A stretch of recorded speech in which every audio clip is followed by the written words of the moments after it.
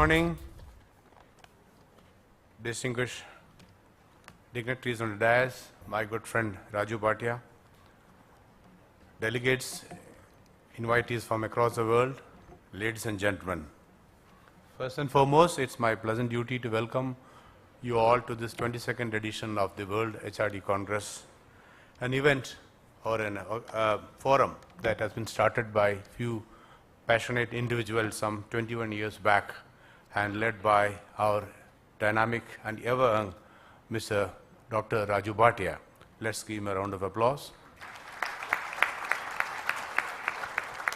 Today, the World HRD Congress is recognized as one of the leading forums for recognizing and furthering HR talent across the world, and Dr. Bhatia has a lot to do in this direction.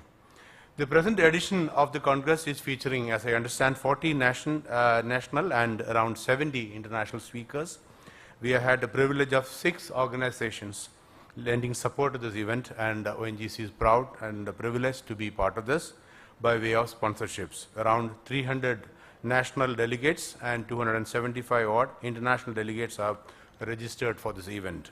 The event has very rich canvas of subjects and themes that would be discussed, and sessions covering practically all aspects of human resource management, performance management, global mobility, talent excellence, corporate branding, welfare measures, culture, HR technology, and several other subjects, and these would be dealt by the leading luminaries in the field of HR and human resource development.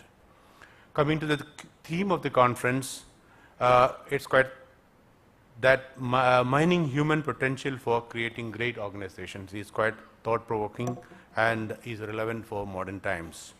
For a country like ours, India, the challenges are complex, and so much so that the problems often sometimes surmount, we feel, our own little abilities. Around 85% of our workforce are in the unorganized sector, as you are aware, and what India needs today is to get more and more of these into the organized sector, where we would be able to nurture and grow them effectively. One of the key imperatives is to bring the existing labor laws in sync with the modern needs of the time and to match with the changing business realities. The growth the Indian economy needs and has created a driving demand for more and more employable workforce. Since India is not so well endowed with a lot of natural resources, we need to transform ourselves into a knowledge-based economy, because we would thus be able to cash on the large reserves of the human potential we have. Considering the large educated workforce, paradoxically, the biggest problem facing employers today is the shortage of employable people. Every Indian university, as you know, churns out nearly all universities together. About 4,000 odd recognized institutes churn out 1.5 million engineers, and I believe this is more than the combined number that US and China bring out every year. But despite this, many of our people who come out from these institutes remain underemployed or unemployed. Many projects in our country are getting stalled for want of people with adequate skills and capabilities, because it is not the numbers anymore, it is the quality that matters.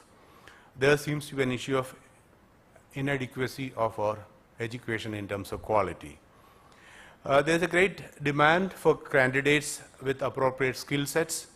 The Prime Minister's Skill Development Council has set a target of to skill 8 crore people in the 12th 5-year plan period.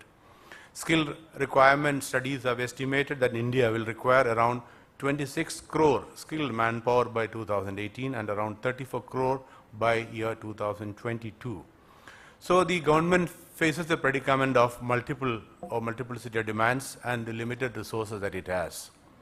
So the government alone cannot meet this challenge of bridging this inadequacy in terms of talent or inadequacy of skills matching the requirement. So therefore, there is a need and a case in point for a vibrant industry academia interface and participation of the industry in this area.